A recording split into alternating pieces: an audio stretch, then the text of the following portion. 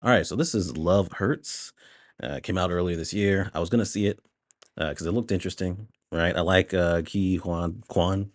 I like him in movies, and the action looked pretty good. So I was like, okay, this is interesting. It could be something. But I heard this was bad. I didn't get just the chance to see it when it was theaters. I heard this was bad, and so I saw it was on streaming. I was like, well, I guess I'll watch it and review it. It is bad. It is bad, like I heard. So we have Marvin Gable, played by Ki Hua Kwan. He is a realtor, and he's all about selling houses. That's like his whole life, pretty much. Goes the extra mile. Really kind demeanor. He bakes cookies for the people he's showing the house to. He's really into it. And he's really good at it. He wins an award for it. So he ends up getting attacked in his office by the Raven, played by Mustafa Shakir, and they have a fight and everything. Turns out he can fight really well because he has this secret past where he used to basically be like an enforcer for this group led by his brother Knuckles, played by Daniel Wu. And the brother is sending people after him now because he was supposed to kill this other person that was part of their group, Rose, played by Ariana DeBose. Marvin was supposed to kill her, and that was his way out of the group. But he didn't kill her; he actually let her go.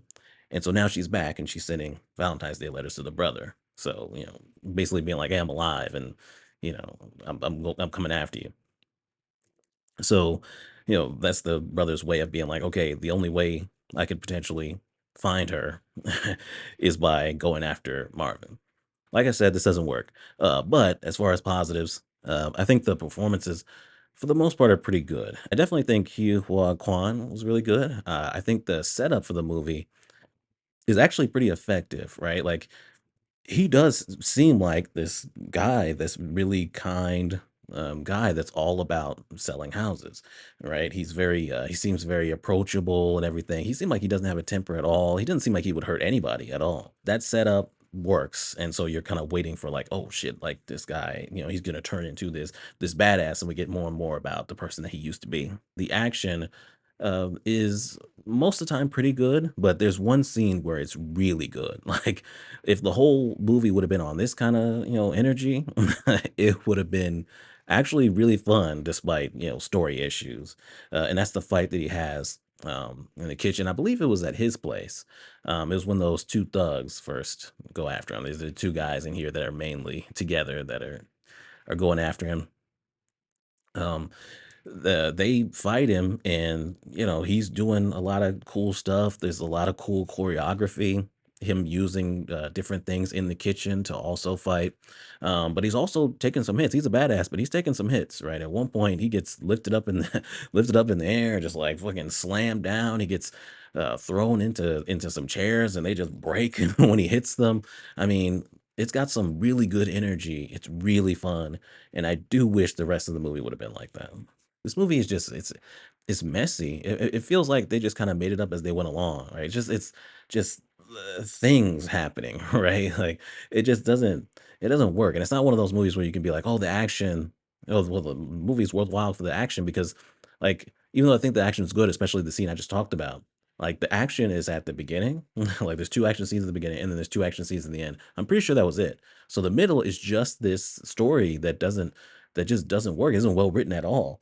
And at at the same time where it feels underdeveloped, it also is convoluted too when you get certain explanations for things. Like it's underdeveloped in that you don't really get an idea of the organization that the brother runs. I feel like you need a little bit more to go on, right? When it comes to the background of these characters and this story, it's like, what does this organization really that the brother runs? What do they really do? Like at one point, Rose is like, "Oh, this isn't your brother's territory." It's like territory. What does he do in the territory? Is he selling drugs? He does protection money? I don't think they ever say. There's definitely more that needs to happen here. Like why was Marvin even working with his brother in the first place? And there's background that needs to be here to really get an idea for this story, and it's just not there. But then you have the explanations that we actually do get, which is why they wanted Rose dead in the first place. It's about stolen money and things like that. That felt pretty convoluted for me. It's like, okay, so you wanted her gone, so you stole money and then framed her from stealing it, but then you also stole half the money yourself, and then you cooked the books so the brother wouldn't know. And then there's also like, okay, The Russians are also also shouldn't know about what happened because of if they do find out, it's gonna be problems. It's like it's just like and all that pretty much gets dumped in one scene too. And it's like, "Oh, okay, that was really what was going on here?" It's like, "Okay, you needed to iron this out a little bit because this feels like a mess." It really does. It takes place during Valentine's Day, right? She's sending Valentine's cards, Valentine's candy, and things like that. And there's love songs in the trailer and in the movie, and it's like, okay, so romance is a going to be an important part of this, and it's really not. It's to the point where I wasn't even convinced that the romance was even going to happen. At least the main romance. There's another romance, with somebody who works for Marvin. That fell forced, and I didn't really care about that.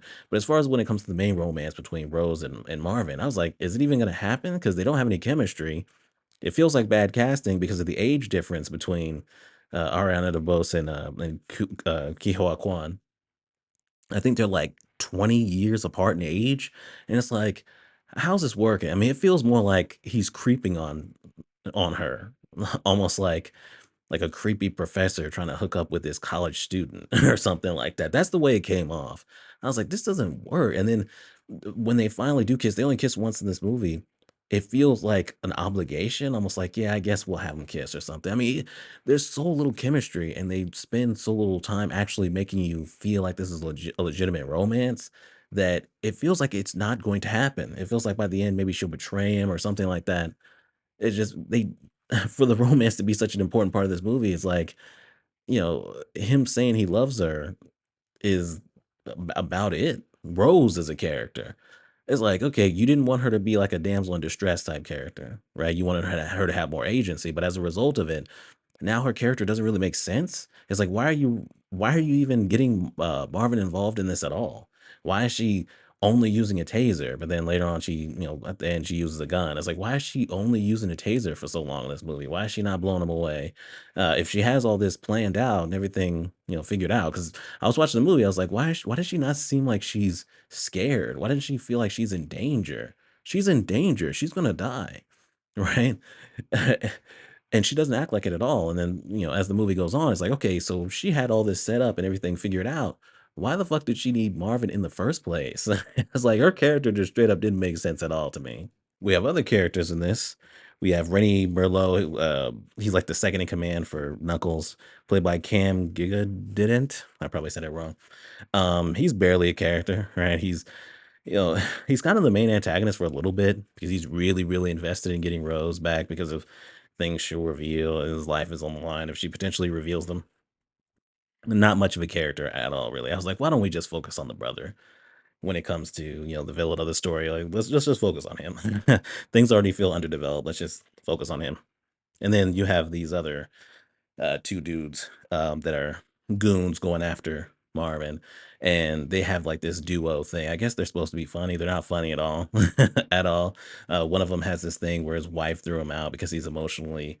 What do you say? She said I'm emotionally constipated or something like that. And I was like, man, I really don't care, right? He gets on the phone and he's trying to like reconcile things with her, and he's like, "I'm sorry, I'm emotionally distant, but I gotta go kill people and da da da." I was like, "Bruh, you're talking about having to go kill someone on your fucking phone? Like, what are you doing? What are we doing here?" This is trash, and they had to have known this was trash. Like, there's no way they don't know. And so I'm giving this trash. I'm giving it what it deserves.